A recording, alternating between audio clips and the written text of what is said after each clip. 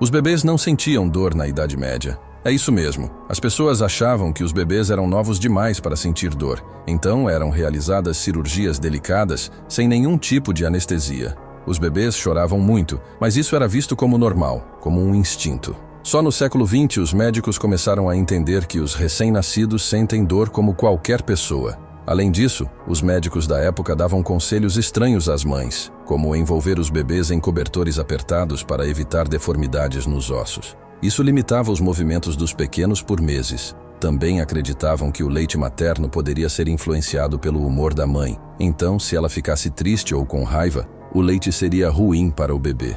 Outro costume curioso era o consumo de vinho. As meninas podiam beber a partir dos 12 anos e os meninos aos 14, pois acreditavam que o vinho fazia mal ao crescimento. Mas, na verdade, crianças de todas as idades bebiam, pois a água nem sempre era segura.